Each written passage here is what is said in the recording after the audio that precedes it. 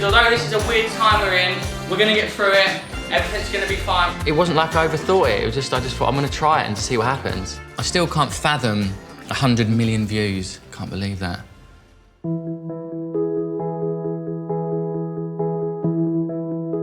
I was really not ready for this wave of emotion and gratitude that came through. One thing I never expected was that so many of the mums and dads who took part with their kids would start contacting me, not about their physical health, but about their mental health. As a mid-40s woman who has suffered with anxiety and depression, again, the words that keep popping up is just literally anxiety, depression, so much of it. You can't process that. You can't just go, oh, that's another one, thanks. Like, it's every single one of these stories is a real person.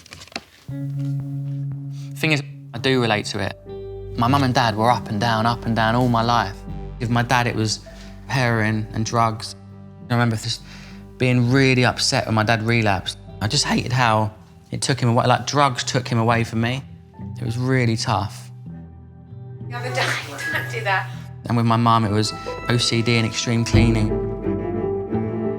The hardest time for me was during my teenage years when I really understood that my dad was a drug addict. That was when I was at my most angry and resentful, I think, because it was always, every year was a relapse, man. It was like constant.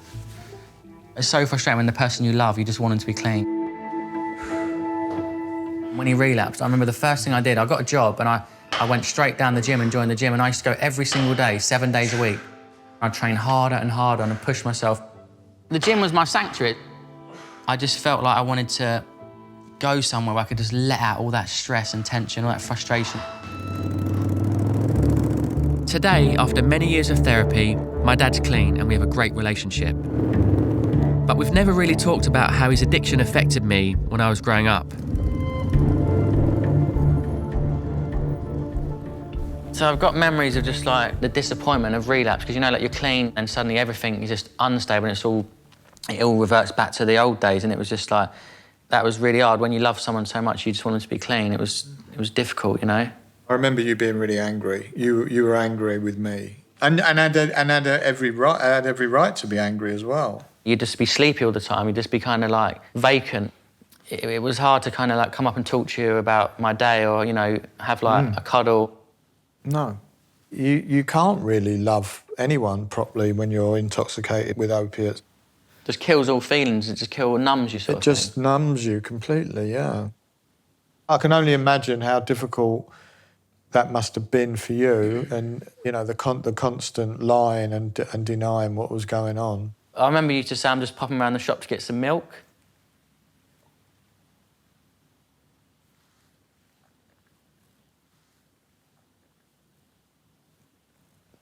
It was like your code word for like, I'm going to go and score some gear. Like, you may as well just said, I'm just going to go and score some gear, because I knew when you said, like, I'm just popping around the shop to get some milk. You know, you never came back with milk, but it was like I knew that's what it meant. And it was hard, because I suppose I always just didn't want to let you go. I always used to think, why can't you be clean? Ain't we enough at home? You know, me and Mum and George and stuff. I can only imagine how difficult that must have been for a little boy. I mean, I can remember thinking at times, is like, the only one suffering here is me.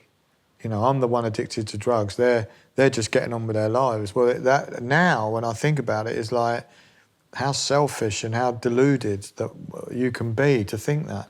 At the time, did you know you had a mental health problem? No, I didn't know, but there was, you know, when drugs and alcohol come along for me at the age of 13, it really did, I feel it kind of, in some level, probably saved my life for a while, you know, because it medicated how I was feeling.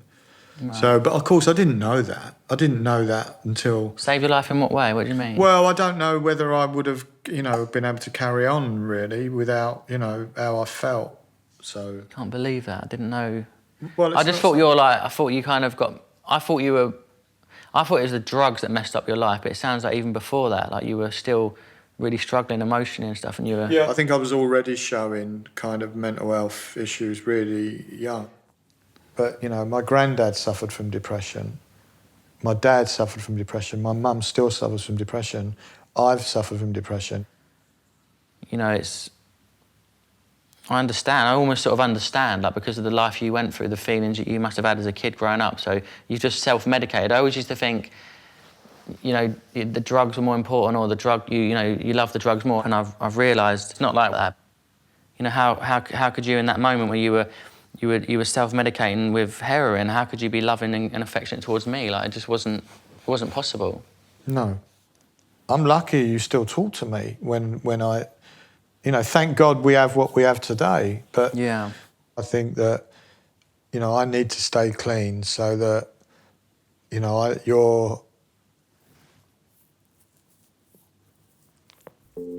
so that your kids never have to see me like that.